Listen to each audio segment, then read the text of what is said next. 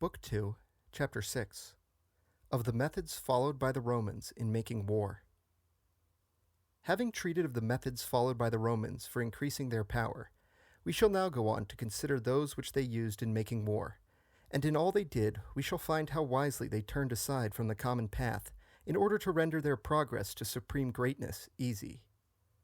Whosoever makes war, whether from policy or ambition, means to acquire and to hold what he acquires, and to carry on the war he has undertaken in such a manner that it shall enrich and not impoverish his native country and state.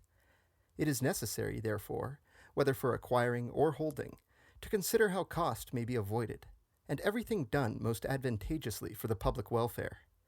But whoever would effect all this must take the course and follow the methods of the Romans, which consisted, first of all, in making their wars, as the French say, great and short.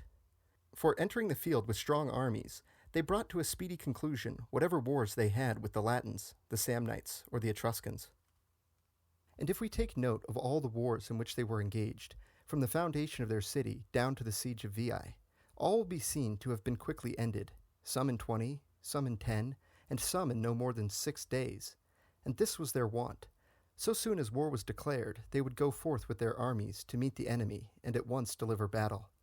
The enemy, on being routed, to save their country from pillage, very soon came to terms, when the Romans would take from them certain portions of their territory. These they either assigned to particular persons, or made the seat of a colony, which being settled on the confines of the conquered country, served as a defense to the Roman frontier, to the advantage both of the colonists who had these lands given them, and of the Roman people, whose borders were thus guarded at no expense to themselves. And no other system of defense could have been at once so safe, so strong, and so effectual. For while the enemy were not actually in the field, this guard was sufficient, and when they came out in force to overwhelm the colony, the Romans also went forth in strength and gave them battle, and getting the better of them, imposed harder terms than before, and so returned home. And in this way they came gradually to establish their name abroad and to add to their power.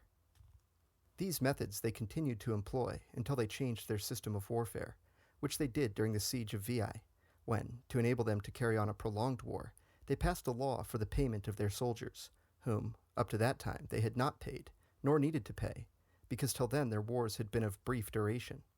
Nevertheless, while allowing pay to their soldiers, that they might thus wage longer wars, and keep their armies longer in the field when employed on distant enterprises, they never departed from their old plan of bringing their campaigns to as speedy an end as place and circumstances allowed,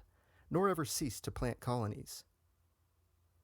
Their custom of terminating their wars with dispatch, besides being natural to the Romans, was strengthened by the ambition of their consuls, who, being appointed for 12 months only, 6 of which they had to spend in the city, were eager to bring their wars to an end as rapidly as they could, that they might enjoy the honors of a triumph. The usage of planting colonies was recommended by the great advantage and convenience which resulted from it.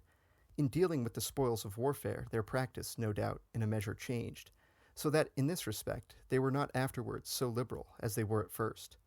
partly because liberality did not seem so necessary when their soldiers were in receipt of pay, and partly because the spoils themselves being greater than before, they thought by their help so to enrich the public treasury as to be able to carry on their wars without taxing the city, and, in fact, by pursuing this course, the public revenues were soon greatly augmented. The methods thus followed by the Romans in dividing plunder and in planting colonies had, accordingly, this result, that whereas other less prudent princes and republics are impoverished by war, Rome was enriched by it. Nay, so far was the system carried, that no consul could hope for a triumph unless he brought back with him for the public treasury much gold and silver and spoils of every kind. By methods such as these, at one time bringing their wars to a rapid conclusion by invasion and actual defeat,